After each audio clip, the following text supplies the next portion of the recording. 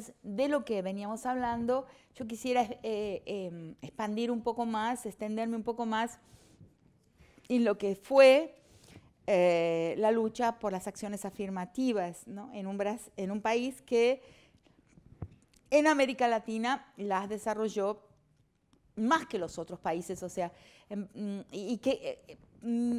por causa de de reconocer que en un país como Brasil, que es la mayor nación africana después de Nigeria, en un país donde más de la mitad, hoy en día más de la mitad de la población tiene los trazos de la afrodescendencia, o sea, más de 100 millones de personas. La universidad es el vivero de las élites, ha sido durante todo el tiempo de su existencia, y ahí hablar brevemente de un fenómeno curioso que no se sabe mucho en América Latina, y es que las universidades, todas las universidades brasileñas, son del siglo XX, o sea, la colonización portuguesa no permitió la creación ni de imprentas ni de universidades en Brasil durante el periodo colonial, a diferencia del continente hispanoamericano, donde hay universidades desde el 1600, la universidad que creo más antigua, la Universidad Mayor de San Marcos, y otras universidades mayores del continente latinoamericano, hispanoamericano, son de los primeros años de la conquista y colonización. Con eso vemos que hay diferencias, que son diferencias muy importantes entre el proceso de colonización español y portugués. Contrariamente a lo que ha afirmado, digamos, un autor que la nación brasilera considera clave, como es Gilberto Freire, que la colonización portuguesa fue más blanda, más amena, más simpática, con una interacción sexual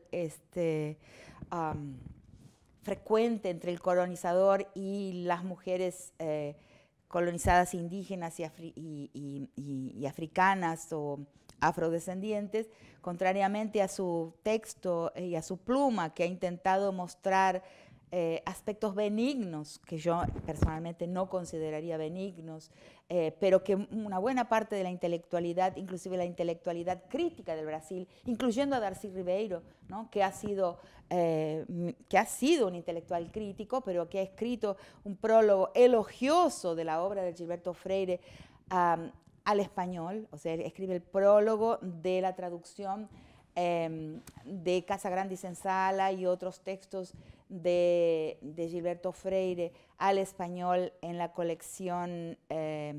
publicada en Venezuela de los clásicos latinoamericanos,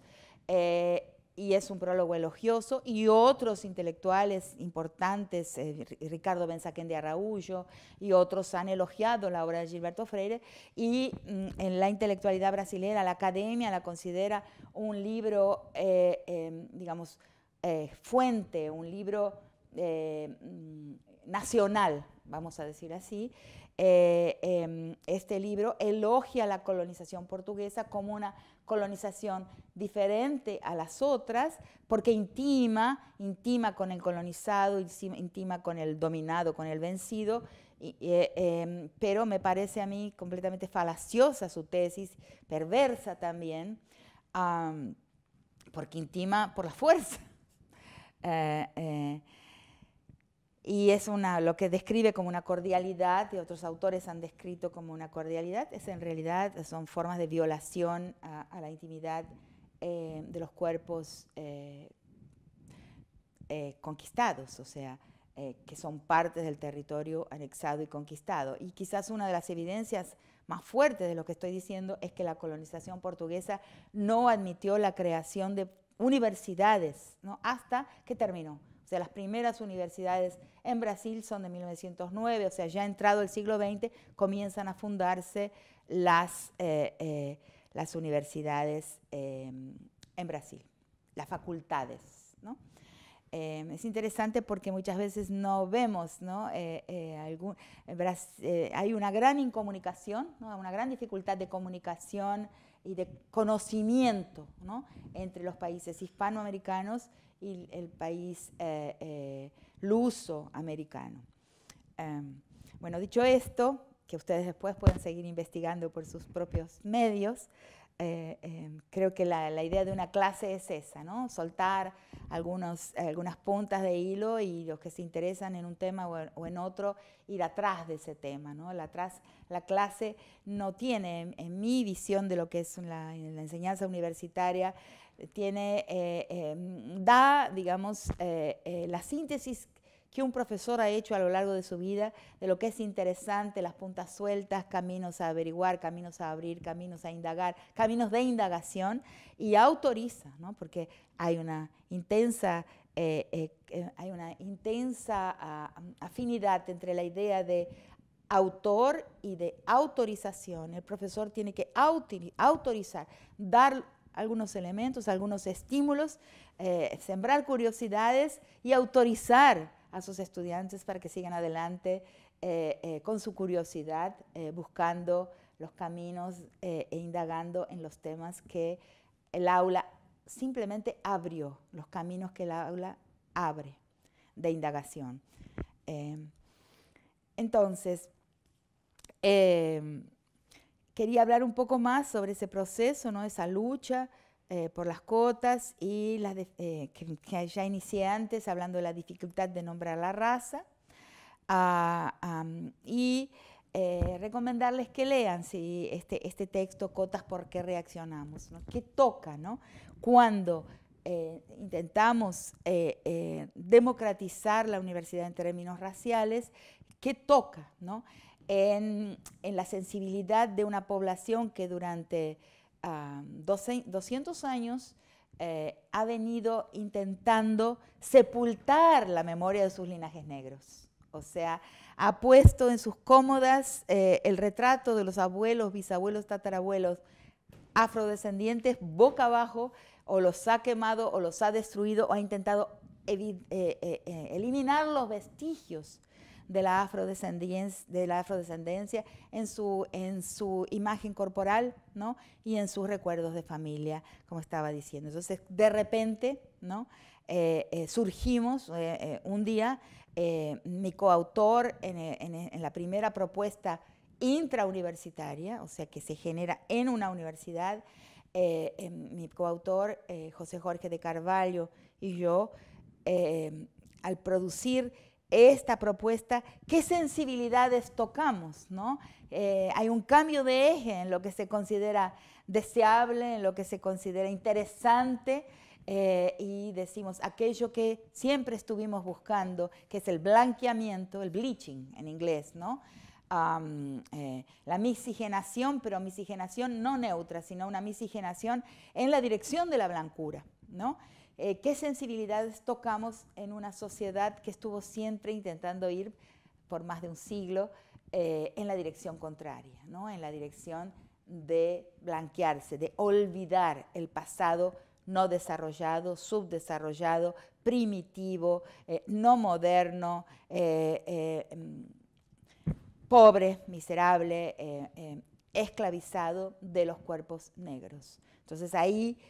se toca un elemento que suscita la furia, ¿no?, de sectores amplísimos de la sociedad, pero era indispensable. Entonces también decir que esa lucha nombra la raza, dice que existe, dice que la universidad es blanca, ¿no?, en ese momento en que comenzamos esa lucha, y pueden ver la propuesta de cotas publicada finalmente en una apostila, en una cartilla de la Universidad de Brasilia, que se llama Propuesta de Cotas. Pueden colocar los nombres Carvalho, Segato, Serie Antropología, Universidad de Brasilia, y van a tener la propuesta completa. Su primera parte, elaborada por Jorge de Carvalho, elabora las estadísticas, ¿no?, y muestra, por ejemplo, en gráficos estadísticos, que en ese mismo momento, por coincidencia histórica muy significativa, empiezan a aparecer estadísticas sobre el cumplimiento por parte del Brasil de sus compromisos con la CERD, que es la Convención para la Eliminación de todas las formas de discriminación racial. En ese momento el presidente Fernando Henrique Cardoso quiso mostrar que había cumplido, que en su gobierno estaba cumpliendo con el compromiso brasilero con la ONU, con las Naciones Unidas, con esta convención que acabo de nombrar, la CERD, Convención para la Eliminación de todas formas de discriminación racial, y solicita al IPEA, que es el Instituto de Pesquisas Estadísticas Aplicadas, o sea, el Instituto de Investigaciones Estadísticas Aplicadas, que por favor le entregue las estadísticas sobre los avances del Brasil en la inclusión y en la mejoría de vida de la población negra. Entonces, por coincidencia, en el mismo momento que a raíz de un caso de discriminación en el Departamento de Antropología de la Universidad de Brasilia, que nunca se pudo nombrar, ¿no?, de un alumno que con varias características que lo transforman en un sujeto pasible de estigmatización, un alumno brillante del doctorado, nuestro primer alumno negro, más allá de la ambigüedad de color, de doctorado en el Departamento de Antropología de la Universidad de Brasilia, en un momento en que justamente yo era directora del posgrado, era coordinadora del posgrado. Este alumno, Arivaldo Lima, hoy profesor concursado de la Universidad Estadual de Bahía. Digo estas cosas porque este relato no está en los ensayos. Una clase puede complementar lo que está escrito y publicado. Entonces es la oportunidad también de valorizar lo que personalmente valorizo y que a lo mejor está disperso o siquiera está escrito y publicado en textos, en artículos que les llegan a los estudiantes, ¿no? Ese es el valor de una clase, ¿no? En la clase se dice lo que se pierde a veces en la escritura de los textos. Entonces, Arivaldo Lima sufre una discriminación, una reprobación de un profesor y es un alumno excelente con publicaciones ya tanto en portugués como en inglés, un gran estudiante, y Arivaldo tiene características como sujeto en la universidad, en una universidad conservadora, en un departamento de antropología muy conservador. Es un estudiante negro nordestino, lo que en Brasil significa casi una marca racial, el acento de las personas del nordeste. Es un acento muy discriminado en los centros, en las metrópolis del país. Es un alumno de origen pobre, cuya familia ha hecho grandes esfuerzos, como es característico de las familias de los estudiantes negros y no blancos en general en Brasil, mancomunar esfuerzos de toda la familia para invertir dineros de la familia en sacar de la pobreza a por lo menos uno de sus miembros, permitirle estudiar, ir a la universidad, o sea, hacer un camino en la academia. Él es un buen intelectual, es también gay, tiene una serie de características que lo marginan en un tipo de disciplina como es la antropología en el Brasil, que es una disciplina de corte muy aristocrático, el brazo ideológico de la nación, y eso es muy interesante ver qué papel cumple una disciplina en una nación. Por ejemplo, en cada país no es el mismo. En México y en Brasil la antropología cumple un papel de brazo ideológico en la unificación de la nación con relación a los pueblos que existen desde tiempos negros o indígenas. En Argentina considero que es la historia, la disciplina que hace ese papel de brazo ideológico de la nación. O sea, no en toda nación es la misma disciplina de las humanidades que cumple con el papel de trabajar la unidad de la nación. En Brasil, la antropología o las ciencias de la cultura, desde un momento preantropológico inclusive, Gilberto Freire, que lo mencioné en las clases, y otros autores, Sergio Buarque de Holanda, son autores preantropológicos, pero son autores del campo de la cultura, ¿no? Que hacen ese papel de decir lo que es constitutivo, lo que es lo que unifica, lo que da identidad a la nación brasilera. Entonces, la antropología continúa en este camino de trabajar el encuentro entre los pueblos y realizar el trabajo de la costura nacional, de una sociedad nacional. Entonces, ¿por qué digo esto? Digo esto porque tiene características, a pesar de su colaboración intensa y la identificación de tierras indígenas y la demarcación de tierras indígenas, en otros aspectos la antropología en Brasil es muy conservadora. Sus practicantes, sus antropólogos, sus miembros, sus representantes en la academia muchas veces se caracterizan por actitudes y creencias de corte muy conservador, y este alumno en este departamento de antropología se encuentra con enemigos, o sea, un profesor lo reprueba sin corregirle los trabajos, sin poner ninguna anotación en sus 4 ensayos en la disciplina, no hay una única V, un único subrayado, una única anotación que muestre que leyó esos ensayos y las razones por las cuales los reprueba. Ahí empieza la lucha por las acciones afirmativas. La lucha por las acciones afirmativas en Brasil no es copia, no es importación de acciones afirmativas en Estados Unidos o en ningún otro país, sino es la lucha por la permanencia de un estudiante negro, baiano, nacido en el recóncavo baiano, hijo de obreros, o sea, hijo de gente pobre, de una madre costurera, o sea, modista, de una región pobre de Brasil. Es por la lucha de que este estudiante pueda terminar su curso y puedan ser reconocidos sus créditos en una disciplina en que fue reprobado irregularmente. Entonces ahí comienza una percepción de que ya debería haber sido clara, ¿no? De que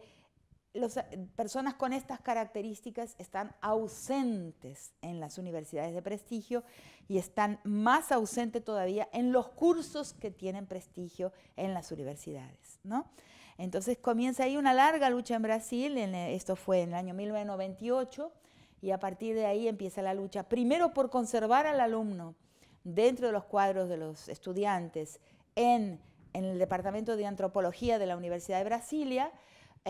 y luego por tener alumnos negros e indígenas en la universidad. Puedo decir que 20 años después de dar clases asiduas en el Departamento de Antropología de la Universidad de Brasilia, por primera vez veía abrirse la puerta y entrar un estudiante indígena, Terena era, en mi clase. Y claro, fue un momento muy emocionante y además atemorizante, porque tenía que enseñarle a un estudiante indígena hablando un portugués todavía con un acento propio de su lengua, algo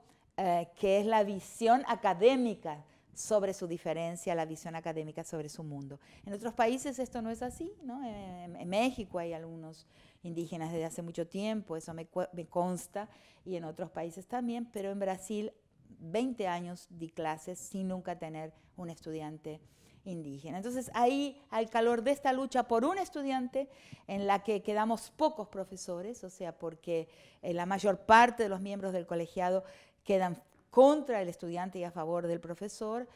ahí quedamos solos, el otro coautor del proyecto de cotas, José Jorge de Carvalho, y yo quedamos juntos en la lucha por el estudiante y después concebimos, a partir de un caso particular, yo le llamo en mis textos de un caso parroquial, o sea, no viene de ningún lugar, no viene de otro lugar, no es copia de ningún otro proyecto, de nada que no sea la lucha local de nosotros por conservar un estudiante entre nuestros alumnos, y luego se transforma en un proyecto de reserva de cupos. No sé, creo que sí es importante decirlo, porque muchas veces se nos ha atribuido la copia de modelos de otros países, del modelo norteamericano de acciones afirmativas. Realmente la historia de las cotas y las acciones afirmativas en Brasil es una historia propia, no nace en otro lugar, es una creación propia que nace de una experiencia única, particular. Entonces surge este proyecto que encuentra muchos obstáculos, muchas enemistades, muchas, por ejemplo, en su momento, hace muchos años, en 1999, cuando empieza la formulación por escrito del proyecto, y los debates públicos en nuestra propia universidad sobre la posibilidad de hablar de cuotas en Brasil, o sea, de nombrar la raza, surgen 11 obstáculos, 11 preguntas que todas las audiencias nos hacen. Primera de ellas, la que acabo de mencionar, esto es una copia, una importación de otro país, o sea, de lo que otro país inventó al Brasil, donde no hay un racismo, donde no hay segregación como hay en ese país. Y de ahí surgen también la necesidad de los textos de los que les hablé ya en las clases anteriores, de decir que no hay un racismo segregador como hay en el país del norte, pero sí hay otras formas de racismo, intentar escribir de racismos en plural, hablando de las varias formas que el racismo asume y hablar sobre todo de la virulencia de pueblos que en realidad tienen un endorracismo, un racismo al interior de los sujetos, donde los sujetos que tienen marcas de los otros linajes, clausuran, persiguen dentro de su propia subjetividad, dentro de su propia composición como sujetos, persiguen y tratan de eliminar, de clausurar, de cancelar esas herencias y esas marcas, ¿no? O sea, blanquearse. Y eso se llama endorracismo. Es una categoría muy importante. No está todavía en mis textos porque llego a esa palabra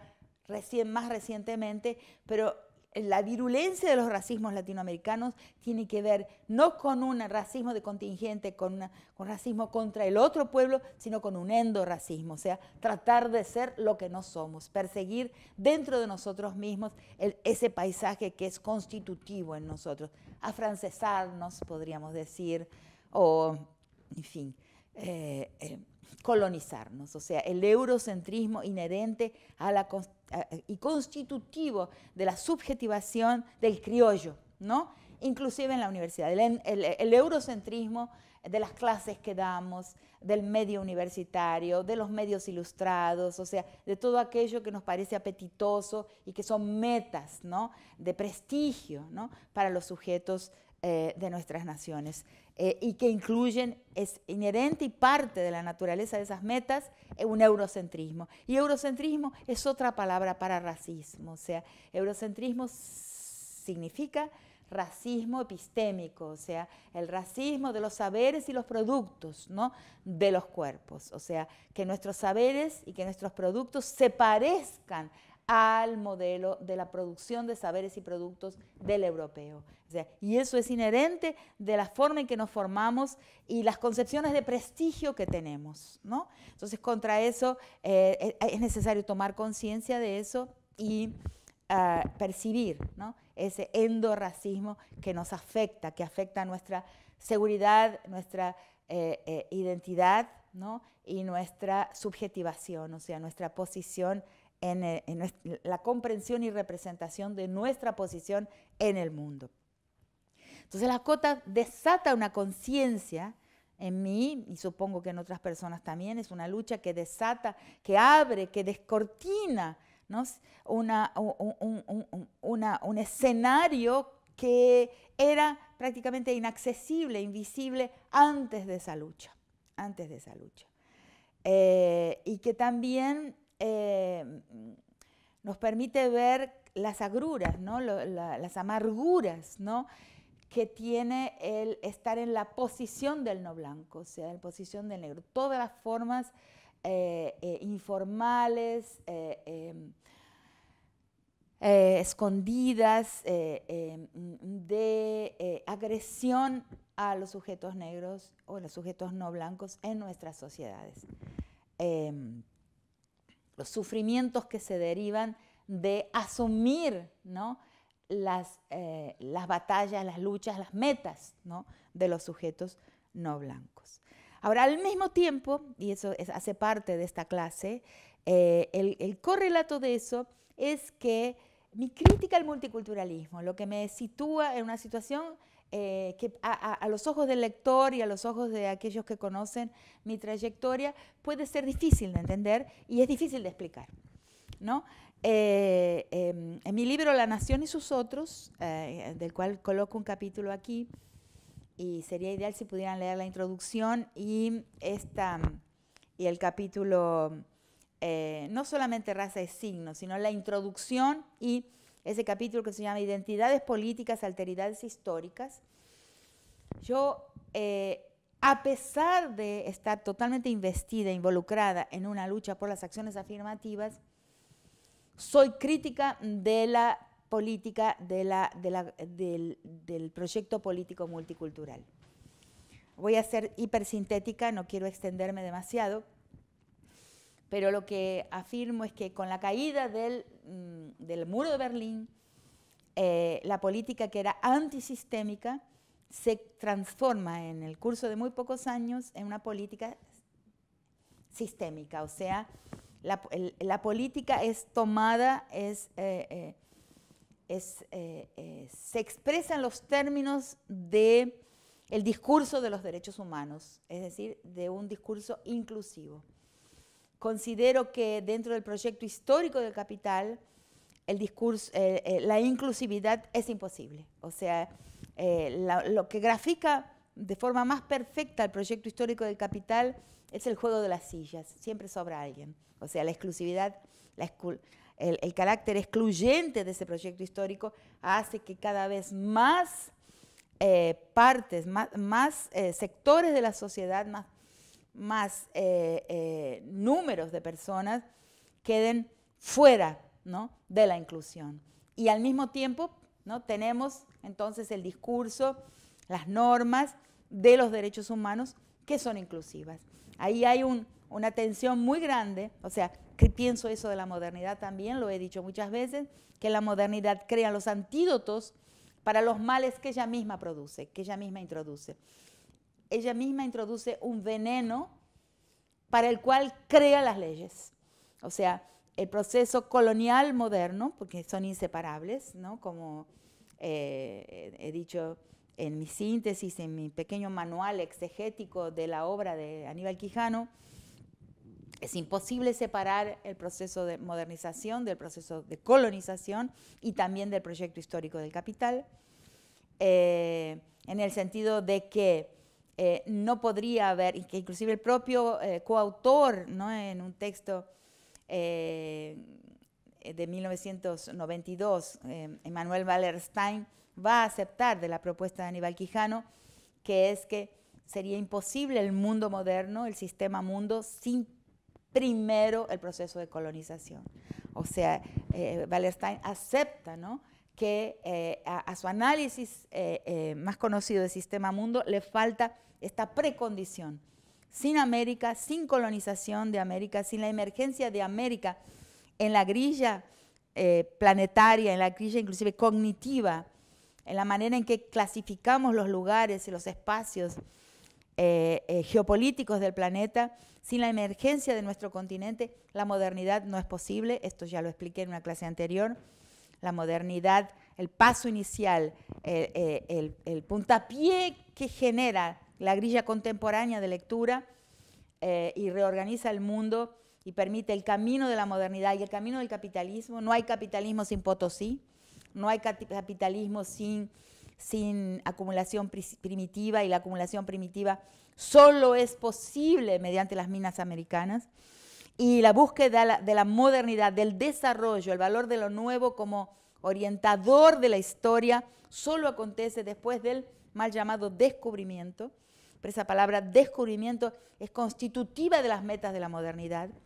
porque antes en el mundo europeo todo descubrimiento científico, todo descubrimiento tecnológico, toda invención tecnológica necesitaban de una legitimación por un pasado sagrado, por un pasado bíblico. Entonces, a partir de la emergencia de América, no es más el pasado que autoriza, sino que es el futuro, la invención, la novedad y el descubrimiento lo que legitiman, lo que valoriza y lo que guía el proceso histórico. Entonces, no hay modernidad sin colonialidad. Entonces, no hay modernidad sin colonialidad. Y tampoco hay capitalismo sin América. Quiere decir que estas tres ideas son ligadas e imprescindibles, ¿no? América, o sea, colonialidad, conquista y colonización y el establecimiento de un orden colonial definitivo que estructura la vida social y las subjetividades, y capitalismo y proceso permanente de modernización. Entonces, con esto yo estaba diciendo que este proceso constante de modernización va generando cambios. Hay un frente modernizador, ¿no?, que se va ampliando y va permanentemente introduciendo cambios en nuestras sociedades, en los que se profundiza el capitalismo. O sea, se profundiza ¿qué del capitalismo? La meta de acumulación, concentración, y al mismo tiempo la modernidad va ofreciendo remedios, antídotos para los procesos de exclusión que ella misma, que este complejo, que esta constelación, modernidad, capitalismo, colonialidad, o colonialidad, modernidad, capitalismo, en su constelación van introduciendo y profundizando en el continente periférico, ampliando su herencia colonial y conquistal, como ya he explicado en otras clases. Entonces, ahí van también ofreciendo antídotos en forma de leyes, de derechos, y los derechos humanos entran ahí. Los derechos humanos entran como un intento de blindaje del espacio estatal, de la esfera pública y del Estado mismo, un blindaje que lo protege de la presión corporativa, ¿no? Lo veo así gráficamente, ¿no? En el centro, el Estado, la esfera pública, un discurso de los derechos humanos, blindando e intentando preservar ese espacio, el discurso de los derechos, y alrededor otro círculo concéntrico, la presión de las corporaciones, la presión del proyecto histórico del capital, perforando, ¿no?, ese blindaje, esa frontera, ese escudo de preservación constituido por el discurso de los derechos humanos, ¿no? Entonces, el discurso multicultural en realidad puede entenderse, o yo misma lo entiendo, a pesar de que el discurso de los derechos humanos es un discurso cuya característica general es la meta inclusiva. O sea, porque la cuestión de la inclusión atraviesa y transversaliza todos los preceptos de los derechos humanos. Esa meta inclusiva es contradicha por el otro elemento constitutivo de la modernidad, que es el proceso del capitalismo, el proyecto histórico del capital. Entonces ahí hay dentro de la modernidad una tensión, ¿no? Y esa tensión, la estructura de esa tensión, o sea, el aspecto dominante de esa tensión es la meta acumuladora. No hay ninguna prueba, ningún vestigio, nada que nos permita comprobar que el proyecto de la acumulación no va venciendo, ¿no?, en esa constelación de elementos que son la modernidad o el proceso de modernización constante. Entonces, en realidad, el proceso, la meta acumulativa y concentradora, al ir venciendo, va excluyendo, es una máquina excluyente, es un motor excluyente. Y los procesos inclusivos van perdiendo su conflicto, su tensión con el proceso excluyente, que es la máquina, el motor de la historia dentro de la estructura capitalista. Y entonces eso me hace pensar que el discurso multicultural, en ningún momento, si prestamos atención, lo que trato en el libro, la mayor parte de los capítulos del libro La Nación y sus otros, van a hablar de cómo el discurso multicultural es integrador al sistema, no es antisistémico, como fue antisistémico el pensamiento crítico de la época anterior, de la época del mundo bipolar y de las adhesiones y lealtades al proyecto capitalista y al proyecto socialista comunista, o sea,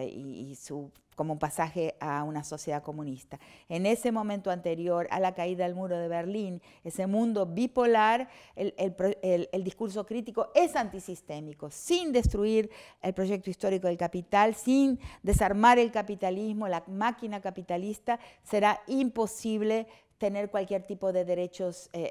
La humanidad no va a adquirir derechos y no va a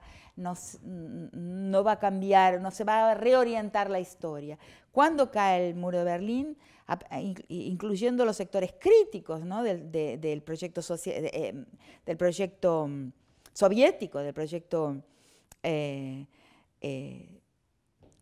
socialista soviético, incluyendo los sectores críticos, pero hay como una desazón y un periodo de silencio, ¿no?, una perplejidad,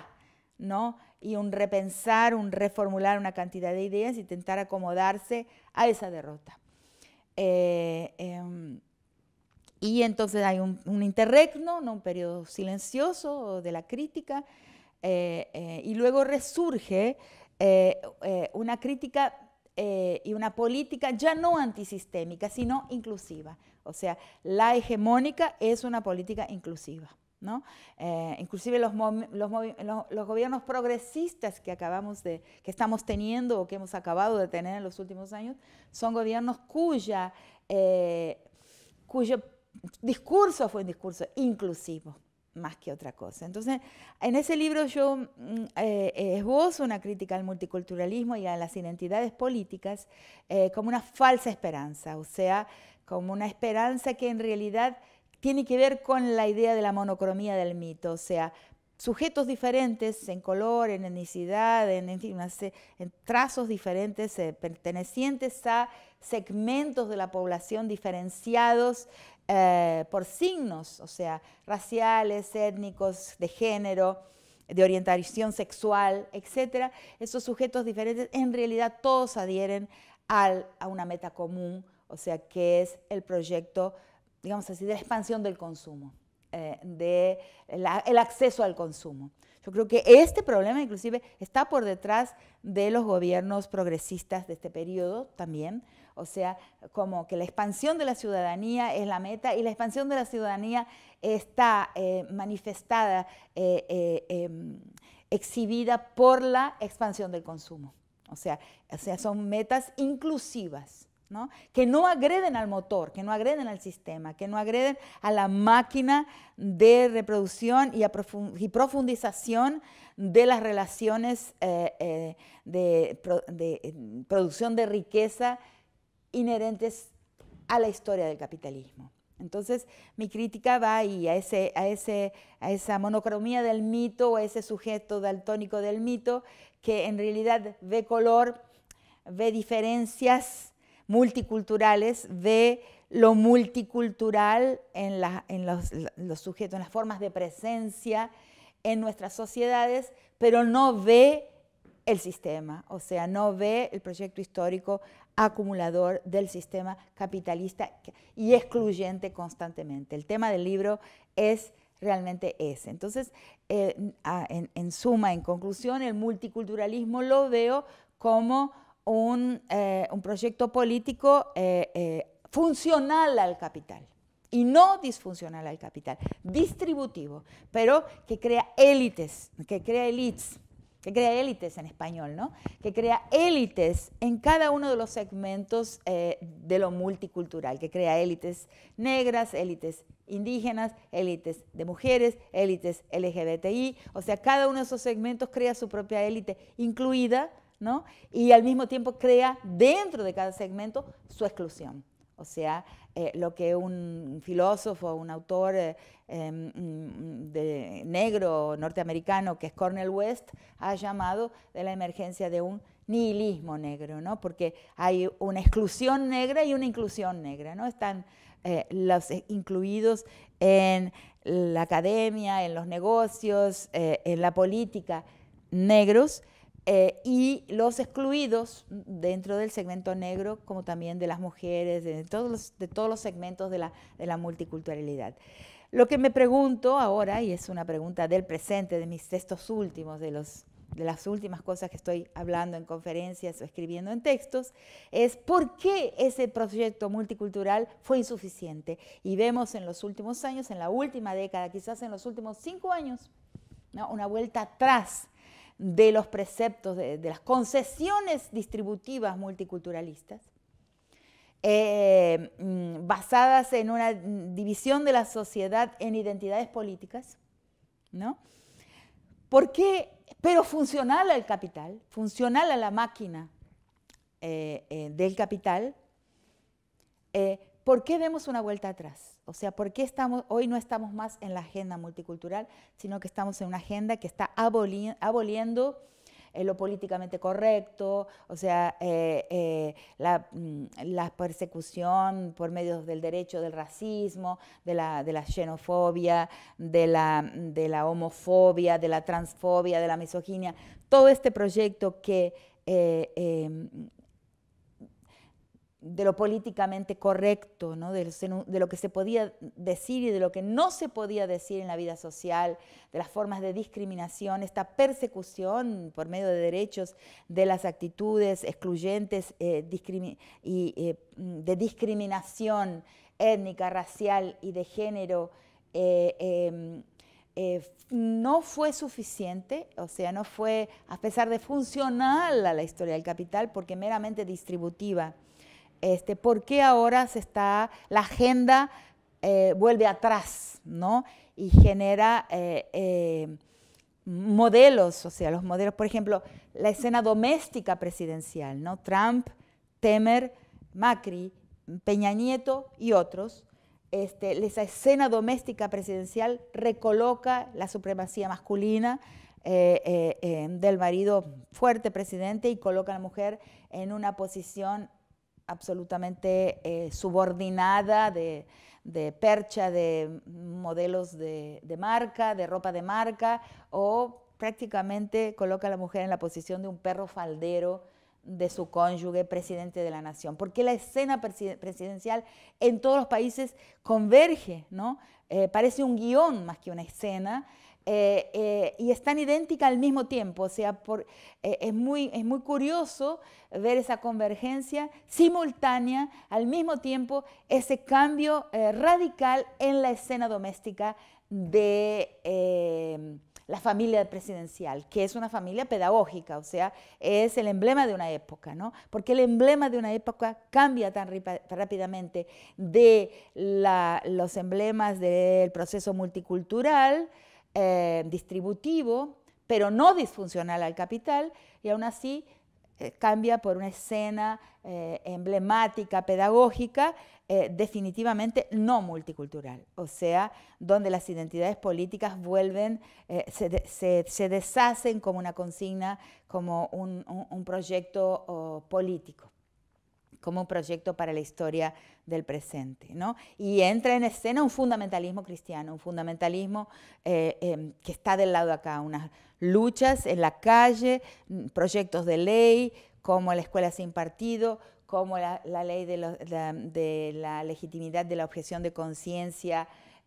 por base religiosa en el proyecto de ley de Macri contemporáneo. O sea, ¿por qué ese fundamentalismo religioso se establece en nuestro continente con proyectos precisos, ¿no?, de leyes, ¿no?, marchas en la calle, etc.? Y no tenemos que llamarle a este proyecto un proyecto fundamentalista. Siempre miramos con horror, con temor y de una forma crítica a los fundamentalismos islámicos, y hoy no tenemos que tener ningún escrúpulo en llamar a lo que se cierne y lo que se está imponiendo y ampliando su base en el continente de un fundamentalismo cristiano, tanto de las derechas dentro del catolicismo como dentro de las iglesias evangélicas. Estamos viendo el crecimiento de una presencia fundamentalista y por lo tanto bélica, faccional, en nuestro continente. Bueno, dicho esto, quiero decir que aún trabajando y habiéndome involucrado con todas las fuerzas de que fui capaz en un proyecto por acciones afirmativas, mi definición de lo que son acciones afirmativas y la lucha contra el racismo académico y otras formas de racismo y discriminación, ¿por qué A pesar de eso, he mantenido un discurso escrito dentro de la perspectiva crítica del multiculturalismo como funcional al capital y no disfuncional al capital. Y la razón es que porque los procesos de lucha por la igualdad en términos multiculturales o interculturales son una agitación, o sea, son una agitación de la conciencia de las personas. O sea, se pudo nombrar la raza, se pudo nombrar la misoginia, se pudo nombrar la homofobia. O sea, es un proceso nominativo, como dije en la clase anterior, en una clase anterior, esa nominación que el multiculturalismo permitió, aún no siendo disfuncional al capital, fue un avance en la conciencia de las personas, ¿no? Y eso es lo que posiblemente esa agitación que fue propia de la fase multiculturalista, que fue permitida en la fase multiculturalista por luchas inclusivas al sistema, luchas por acceso al consumo dentro del sistema, aún así hoy están siendo abolidas, estamos presenciando una vuelta atrás, o sea, a un intento de borrar, ¿no? Esta fase nominativa donde la población pudo nombrar su diferencia, ¿no? Entonces, ahí, para finalizar esta clase, quiero hablar de dos breves temas que tienen que ver con porque pueden servir a otros países en sus luchas y procesos inclusivos en la educación, en la salud y en otros ámbitos de la vida y procesos de criminalización de los prejuicios y de la discriminación, de la exclusión por la causa de la discriminación, la exclusión por prejuicio, la discriminación la exclusión por discriminación. Quiero hablar de las 4 razones para la lucha por las acciones afirmativas en la universidad, que es lo que más conozco,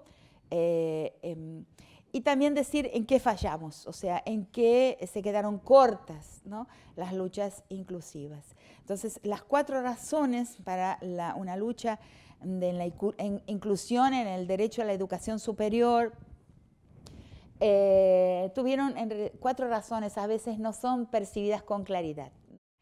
Entonces, las 4 razones que llevan, y esto es bastante sorprendente, pienso que los voy a sorprender, las 4 razones que llevan a la lucha por las acciones afirmativas son, en primer lugar, las luchas en el movimiento negro, en el movimiento indígena, que es la razón reparadora, o sea, devolver lo que fue retirado, o sea, devolver de alguna forma los recursos que la mano de obra esclava y servil ofreció a la construcción de nuestras naciones y las pérdidas históricas que los pueblos tuvieron en el proceso de la esclavitud y de la dominación colonial. Esa es la razón reparadora. La otra razón es la razón socialista, o sea, aquellos en la sociedad que tenemos como meta, cuyo proyecto histórico es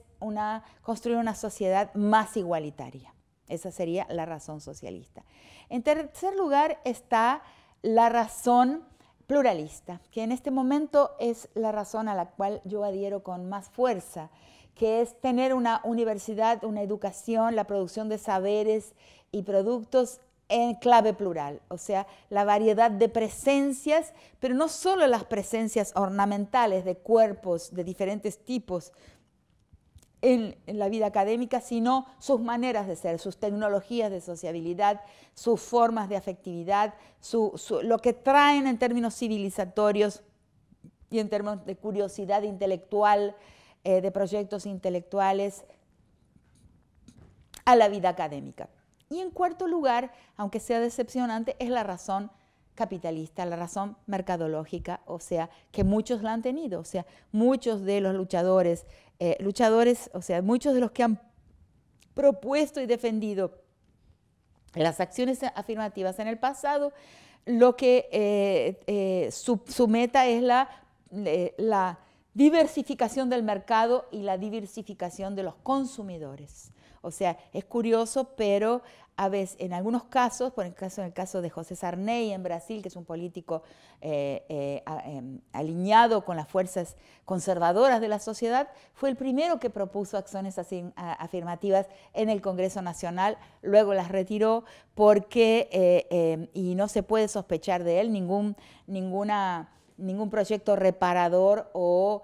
socialista, ni mucho menos pluralista, sino que en el ideario del mercado, la diversificación de los consumidores es un proyecto interesante también porque amplía el consumo. Entonces las razones son 4, ¿no? La reparadora, la socialista, la pluralista y la mercadológica.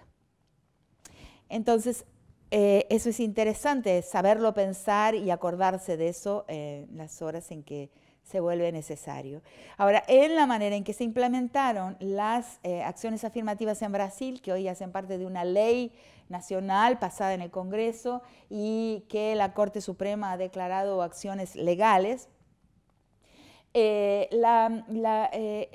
cuando se implementa mediante 3 censuras, que es importante también decir así. O sea, la medida se despolitiza casi completamente, en algunas universidades más que en otras, pero hay una despolitización de la política. Y esa despolitización promueve 3 clausuras, 3 censuras. Una es, una vez que el estudiante ingresa al mundo académico, el olvido, ¿no?, de sus formas de convivencia, de lo que llamo tecnologías de sociabilidad, estilos de sociabilidad en su medio originario, ¿no? La otra es el olvido de las luchas, de cuál fue el proceso histórico, las luchas, los dolores, los esfuerzos, las derrotas y las victorias, y cómo las victorias se obtuvieron en el proceso de estabilización de una idea de políticas afirmativas como posible dentro de la nación, o sea, el nombrar la raza. O sea, ¿qué hizo posible nombrar la raza en el debate de las acciones afirmativas? ¿Y qué transformó de la nación, en este caso el Brasil, esta lucha, este debate nacional? Todo eso ha sido cancelado y la mayor parte de los estudiantes, o casi todos yo diría, que ingresan a las universidades por medio de la política de cuotas o por medio de acciones afirmativas para sociedades indígenas,